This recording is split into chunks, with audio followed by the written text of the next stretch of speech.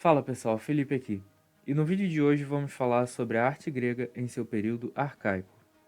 A civilização grega, que desenvolveu grande parte da cultura que conhecemos hoje, surgiu em torno do ano 800 a.C., e sua mitologia povoou o imaginário até os dias atuais por meio de livros, quadrinhos, filmes, desenhos e outros meios.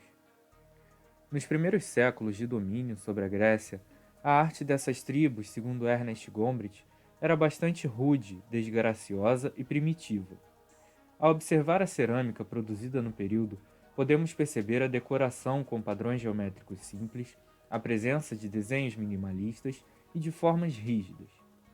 Por exemplo, na imagem, observamos a representação da lamentação por um morto, que está deitado na parte central da imagem, enquanto aos lados direito e esquerdo as chamadas carpideiras, que, pasmem, eram profissionais que recebiam para chorar pelos mortos, exercem sua função em um ritual muito comum nas sociedades primitivas.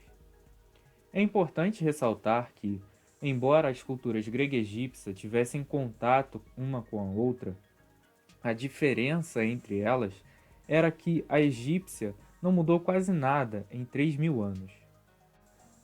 Esse contato e essa troca de experiências culturais entre os povos fez com que os gregos adotassem os padrões de produção de estátuas dos povos egípcios e assírios.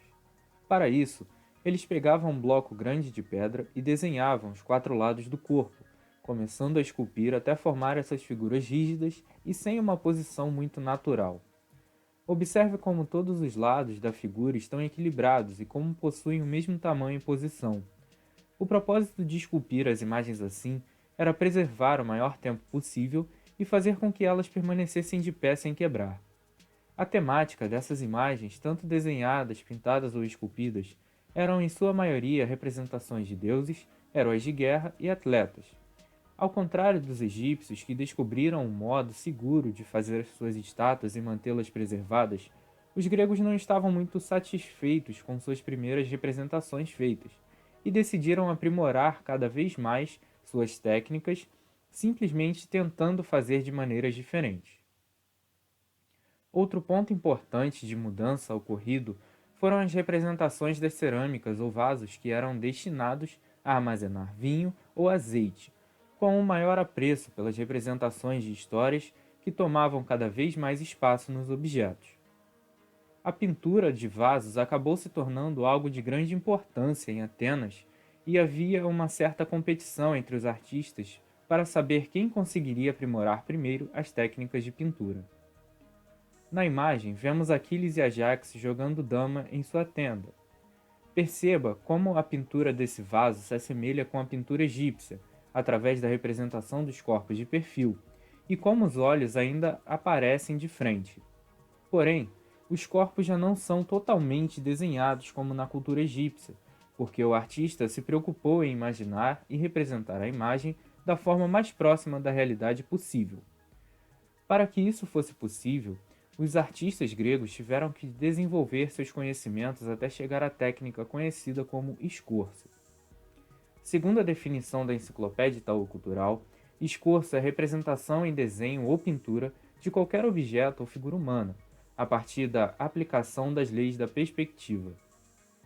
O objetivo dessa técnica é produzir a impressão de tridimensionalidade na figura representada, e o termo deriva do verbo italiano scocciare, que significa tornar mais curto, encurtar. Em termos gerais, observe o pé presente neste vaso e perceberá que o pé representado de frente é mais curto do que o pé representado de lado, justamente para dar a sensação de profundidade e diferenciar as posições que o corpo do homem está representado. Outros pontos importantes são o começo do século VI a.C., conhecido como período das figuras negras, onde as figuras pintadas nos vasos eram feitas com tinta preta e o fundo com cores terrosas, algo que mudou por volta de 500 a.C., quando as figuras passaram a ser vermelhas e o fundo passou a ser preto. Aqui, o corpo começa a aparecer com uma aparência de maior volume e profundidade. Todas as representações gregas eram feitas para adoração particular ou coletiva nos templos, Então, a arte não se caracteriza como arte tumular, assim como no Egito. Por esse motivo, a arte grega era uma forma descentralizada e não tinha que ser produzida de acordo com regras de algum governante.